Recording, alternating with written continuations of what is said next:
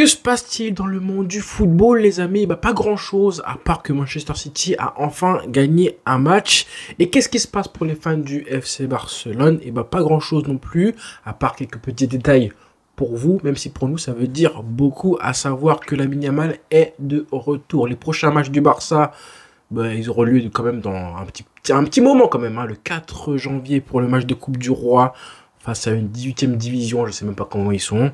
Et ensuite, le 8 janvier, à l'extérieur, face à l'Athletic Bilbao en Supercoupe d'Espagne. D'ici là, on va regarder un petit peu ce qui se passe pour le Barça, parce qu'il y a une année 2025 à préparer pour l'équipe, comme pour les joueurs, de façon individuelle. Aujourd'hui avait lieu le traditionnel, la séance ouverte au public.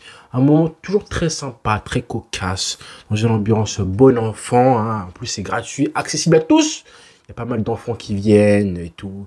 Franchement, j'aime bien le principe, le concept. Et je pense qu'un jour, j'irai. Il y en a pas mal d'entre vous qui y vont. Je pense ceux qui habitent à Barcelone ont déjà été au moins une fois vivre ça de leurs propres yeux. C'est vraiment, je trouve, un moment assez sympa. Et en plus, il y avait pas mal de monde côté Barça, dont le retour de Lamine Yamal. Mais ce n'était pas le seul. On en parlera plus tard, évidemment. Mais je voulais en parler quand même. Aujourd'hui, Lamine Yamal est de retour à l'entraînement. On l'a vu récemment, évidemment, lors des Globe Soccer Awards. J'en ai parlé hier en vidéo. Il était en compagnie de Neymar, ses idoles, son idole évidemment, de Vinicius, de CR7 et j'en passe et j'en passe. Il a profité, il s'est reposé. Il était absent depuis le 15 quand même, le 15 décembre.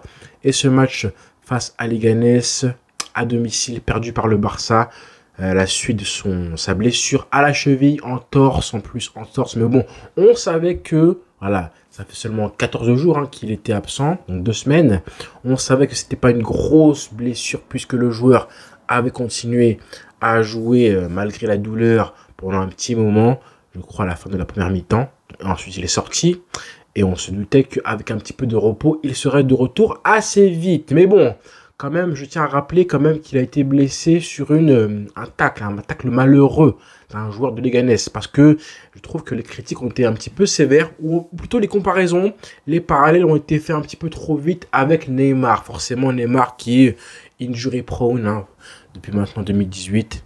Malheureusement, sa carrière qui a été complètement gâchée par les blessures.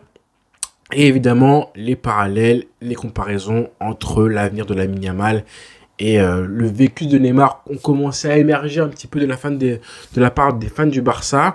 Forcément, le lien est très vite fait entre le joueur qui idolâtre l'autre. Forcément, moi, j'ai pas envie de rentrer dans ces comparaisons-là parce que je trouve que c'est un petit peu trop sévère. Rappelons que là, Lamine Yamal a subi un tacle, d'accord? Il a subi un tacle meurtrier. Enfin, pas meurtrier parce que c'était pas un tacle gravissime qui méritait un carton rouge, selon moi. C'était plutôt un tacle malheureux, mais voilà, c'est pas une rechute qui vient de lui ou une rechute qui viendrait du fait que le club a mal travaillé sa convalescence après sa blessure qui datait du mois de novembre avec l'Espagne, rappelez-vous.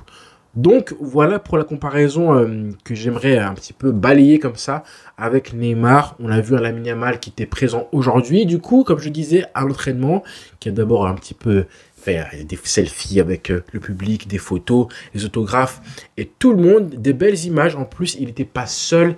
C'est ça donc qui m'intéressait. Il était en présence de tout l'effectif ou presque du FC Barcelone, dont Ansu Fati qui revient de blessure aussi dernièrement, avec aussi Marc-André Ter Stegen. Ça faisait plaisir de le revoir. Ça faisait un petit moment qu'on ne l'avait pas vu en public depuis sa blessure au genou, qui était présent quand même avec l'effectif. Araujo était aussi de la partie, comme Lewandowski, Koundé. En gros, c'était le retour après les fêtes bien méritées. Un repos bien mérité pour les joueurs du Barça, en espérant que ça leur fera du bien parce qu'ils étaient vraiment très fatigués lors des dernières rencontres. Donc on va suivre ça de très très près concernant les joueurs du Barça et spécialement Lamine Yamal, comment il va physiquement, s'il est en manque de rythme ou pas pour les prochaines échéances. Je rappelle que la semaine prochaine, le 4, le club jouera face à un club de 3e ou 4e division en Coupe du Roi. Puis on espère, les rumeurs disent que Lamine Yamal sera de retour présent.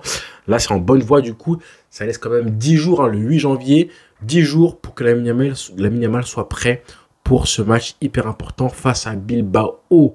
Le Barça jouera très gros en Supercoupe d'Espagne après les récents mauvais résultats. Très très gros, on ne se rend pas forcément compte de l'importance. Et chaque année maintenant, chaque année, avec une Supercoupe placée comme ça, en milieu d'année, qui a une importance sur toute la deuxième partie de la saison Liga, et bah ça, oui, ça a des conséquences psychologiques. Hein. Tu évacues de la pression si jamais tu gagnes un trophée. Et c'est comme ça que le Barça a gagné la Supercoupe d'Espagne en 2023, puis la Liga juste après avec Xavi. Donc hyper important pour l'équipe et surtout pour Lamine Yamal parce que vraiment, hein, j'insiste, hein, je pense que j'en ferai une vidéo. Hein. 2025, l'année 2025 pour Lamine Yamal, ça va être tellement important pour sa carrière. Pas pour sa carrière en entier, mais pour une bonne partie du début de carrière, je pense à long terme.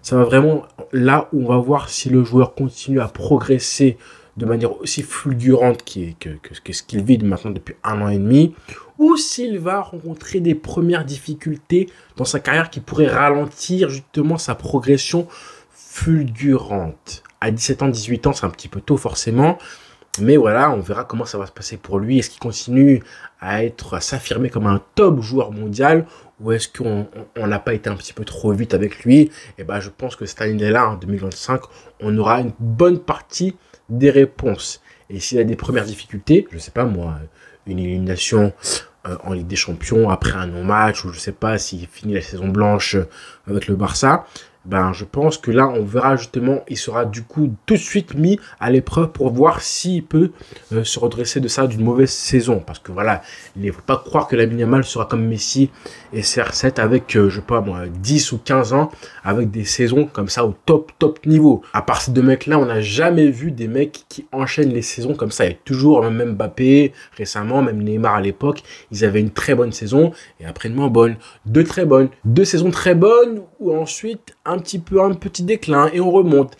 Ça, c'est le quotidien de tous les joueurs de l'histoire, sauf Messi et CR7.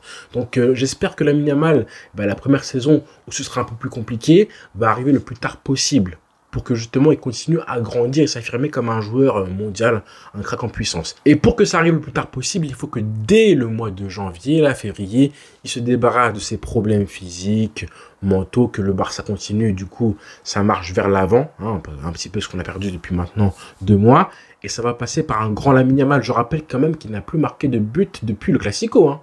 Hein, on s'en rend pas compte, hein. Personne n'a notifié ça. Moi, je vous le dis. Alors, pour l'instant, c'est juste un petit détail, une statistique qui ne vaut rien du tout, je vous l'accorde. Mais si ça continue, ça va commencer à trotter, on va en parler. Et vous savez comment c'est un petit peu la presse. Hein. On parle de ça, oui, du fait que le Barça ne gagne pas, que Lamine Yamal n'a pas marqué depuis un petit moment. Et après, on rajoute des petites bribes qui font un gros tout à la fin en disant qu'est-ce qui se passe au Barça en ce moment, avec tel problème ici, tel problème là, en défense et tout. Donc, on ne veut pas ça. On veut que le Barça continue du coup à exploiter au maximum les capacités, les qualités de Lamine Yamal pour justement que l'équipe du coup soit performante, plus performante avec Lamine Yamal que sans, quoi qu'il arrive. Ça, on le sait qu'elle est plus forte comme ça. Ce Barça est plus fort avec Lamine Yamal. Et comme je disais, il était de retour à l'entraînement aujourd'hui, mais ce n'était pas le seul joueur, car on a appris de la bouche de Ravi Miguel, journaliste du quotidien AS, que le défenseur danois Andreas Christensen, mon chéri, mon chouchou, pourrait aussi obtenir le feu vert médical la semaine prochaine et être prêt même avant Lamine Yamal. Très très bonne nouvelle. Il était du coup présent aussi ce matin lors de l'entraînement à porte ouverte. Il a signé les autographes, fait la séance aussi avec le groupe et il serait du coup très proche d'un retour. Très très bonne nouvelle parce que je compte vraiment sur Christensen pour du coup renforcer l'effectif. Le Barça n'a toujours pas de numéro 6. Faut-il le rappeler, ce qui est une dinguerie interstellaire quand on voit ce qui se passe à City aujourd'hui et comment eux, ils vont résoudre leurs problèmes d'absence de Rodri. Soyez sûr à 100% qu'ils ne vont pas se poser une seule seconde la question de savoir s'ils prennent ou pas un joueur au mercato. Le Barça en a besoin aujourd'hui d'avoir des joueurs qui ont joué à un niveau Ligue des Champions, même vainqueur de Ligue des Champions, peu importe le poste. Un mec comme Christensen, je pense qu'il est un petit peu sous-coté en fait. On oublie son apport, Christensen, en défense. Il y a 2 ans, pour aller gagner la Liga dans la fameuse BAC en défense et aussi au milieu de terrain l'année dernière dans les matchs cruciaux, notamment face au PSG, et on a vu son absence lors du match retour. Et je pense qu'un mec comme ça, aussi fragile qu'il soit, je pense qu'un mec comme ça, au milieu de terrain, ça fera beaucoup de bien, en tout cas largement plus que ce qu'on voit chez Eric Garcia, même si balle au pied, Eric Garcia à la relance, ce que vous voulez. Je pense qu'on a une telle qualité technique et c'est pas non plus un peintre techniquement, Christensen, hein, loin de ce que j'ai pu entendre récemment. C'est un bon joueur de ballon, il a un minimum de ballon quand même et je pense qu'à ce poste de numéro 6, de milieu défensif, il pourrait apporter beaucoup plus que ce qu'apporte Eric Garcia quand il joue, parce que maintenant on sait que Eric Garcia est le choix numéro 1 entre guillemets, en cas de sortie du terrain de Marc Casado. À savoir que même quand Frenkie de Jong est disponible et sous le coude, sur le banc, dans l'effectif, et qui peut jouer, qui peut entrer en jeu, et ben pour l'instant, les derniers matchs, on a vu plutôt Hansi Flick choisir Eric Garcia pour le faire jouer. Est-ce qu'il y a un problème de contrat? C'est possible. C'est fort possible, vu qu'on sait que le club fait le maximum pour inciter Frenkie de Jong à prolonger son contrat. Voilà, ce qui n'est pas encore le cas, toujours pas. Pareil pour Araujo qui ne joue pas beaucoup. Hein. Si vous remarquez bien, Araujo, depuis qu'il est revenu, il a 0 minutes. Et Frenkie de Jong, je crois qu'il a joué 2-3 matchs en décembre. C'est très peu.